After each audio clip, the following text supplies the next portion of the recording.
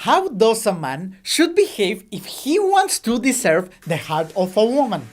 Well, he should demonstrate lots of interest in her.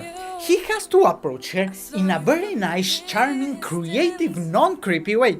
He has to bring her flowers, to open the door of the car for her, to take her out for a fancy dinner and pay the bill, of course. To answer fast the text messages, smell good, be a gentleman, and do all that and more repeatedly until she is convinced that he is the right man for her. And what about later on? Once they are an official couple, once they live together, once they already had sex in every imaginable possible position for many nights during many months. Will he still approach her in the same nice, charming, creative way? Will he bring her flowers every day or every week or every month? Will he keep opening the door of the car for her? Will the fancy dinners happen once a week? And how about answering fast the text messages, or smelling good, or being always a gentleman? Well, if you have paid enough attention to your parents' marriage, you already know that the Notebook film is total bullcrap, and your marriage life is way more likely to be like Mom's life in Boyhood, Naomi's life in The Wolf of Wall Street, and Beth's life on Rick and Morty. And the reason of why statistically you are more likely to be unhappy than happy with your marriage is because of those false first month's impressions we give and receive. First of all, when you are interested emotionally and sexually in a person, you will always try to be the best possible version of a person, even if that requires you to make a great acting performance and to spit tons of bullshit. And those behaviors most likely bring big deceptions in the future, even more if the first dates were fantastic. There's also something unfair and sexist within all these standardized dating behaviors.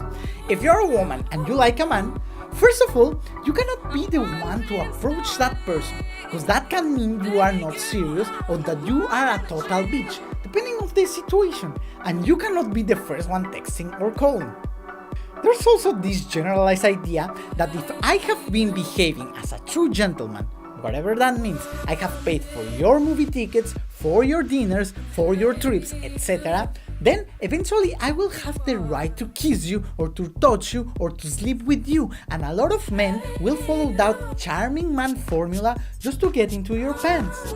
On the other hand, as a man, it is unfair that you have to do all those monetary and social efforts when what is really important is who you are and not how much you spend or how well you plan a day. Remember that receiving a kiss is also giving a kiss. You both are kissing each other at the same time, receiving and giving the same amount of saliva. Before, when women were not able to work, to earn their own money, to have their own house, to vote or decide who were they going to marry, it was really important to demonstrate that as a man, you can provide her with lots of stuff. But nowadays, all those things shouldn't really matter. Not because I'm paying everything and following the gentleman formula, you have a sexual compromise with me. Or not because we slept together, we have to call each other next morning. If both parts are having a great conversation, both are laughing, both are spending their time and both are spending money on the same date, then both should be able to enjoy a good kiss or some good sex, and also both should have the choice not to kiss the other or not to sleep with the other, and both should have the right to look for each other next morning or to never call the other ever again. So, when you are on a date, be yourself and make things even. I'm spending my time in you as well as you are spending your time on me. I am gonna kiss you as well as you are going to kiss me. I don't need to impress you and you don't need to impress me. What we really need is to spend enough time together to realize if we want to start a relationship with the other, or we just want to have sex, or we just want to be friends, or we just don't want to see each other ever again. And we cannot do that if we drag each other's attention away with fancy stuff and cheap performances. So, what about making things more even and being ourselves while dating, so we can have an easier and happier love life?